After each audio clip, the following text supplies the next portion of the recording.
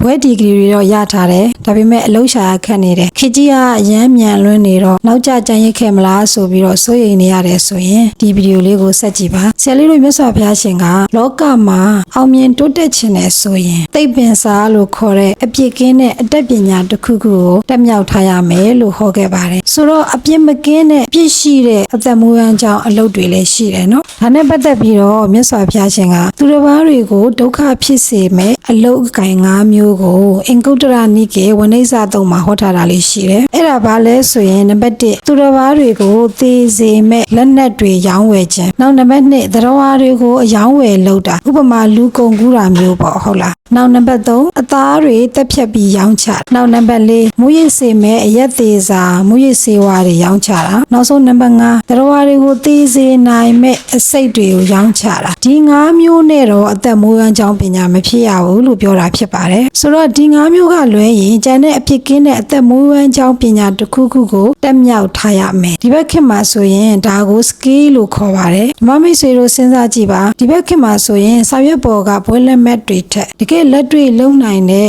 စွမ်းရည်တကယ်လက်တွေ့ဘဝထဲမှာအသုံးချနိုင်တဲ့အရေးအချင်းကပို့ပြီးတော့အရေးကြီးလာတာကိုတွေ့ရပါလိမ့်မယ်ဥပမာဘာသာစကားတစ်ခုခုကိုကျွမ်းကျင်ကျင်နဲ့တက်မြောက်ထားတာဗီဒီယိုတိဖြတ်တွေလုပ်တတ်တာဟင်းချက်အရန်ကောင်းတာငွေကြေးစီမံခန့်ခွဲတာနောက်စက်ချုပ်ကျွမ်းကျင်တာစာသင်ပြကောင်းတာစသဖြင့်ဒီလိုမျိုးစွမ်းရည် skill တစ်ခုခုကိုကသိရုံအဆင့်မှာပဲမဟုတ်ပဲကျွမ်းကျင်တဲ့အဆင့်ထိဖြစ်အောင်တက်မြောက်ထားရမယ်အဲ့လိုအရေးချင်းတစ်ခုခုသာကို့မှာရှိနေမယ်ဆိုရင်အလုပ်ရှာခက်တဲ့ပြဿနာတွေလည်းမရှိတော့ပဲအလုပ်ကိုလိုက်ရှာနေစရာမလိုပဲအလုပ်ကကို့ကိုလာရှာပါလိမ့်မယ်ဒါဆိုရင်ဘဝမှာရှင်သန်ဖို့လည်းပို့ပြီးအဆင်ပြေလာပါလိမ့်မယ်ဒါကြောင့်ကို့မှာအသက်မွေးဝမ်းကြောင်းပညာစွမ်းရည်ဘတ်စကေးမှမရှိသေးဘူးဆိုရင်နောက်နှစ်ရောက်မှခေတ်ကောင်းမှနိုင်ငံရေးကောင်းမှဆိုပြီးတော့အချိန်ဆွဲမနေပါနဲ့ကိုလုံနိုင်တဲ့အရာကနေစပြီးတော့လုပ်လိုက်ပါကိုလေ့လာလို့ရတဲ့အရာကနေစပြီးတော့လေ့လာလိုက်ပါဥပမာ online ကိုအသုံးချပြီးတော့ YouTube ကနေပဲဖြစ်ဖြစ်အပြင်သင်တန်းတွေကနေပဲဖြစ်ဖြစ်စာဖတ်တာကနေပဲဖြစ်ဖြစ်ကိုဝါသနာပါတဲ့အရာတစ်ခုခုကိုဘဝအတွက်အသုံးချ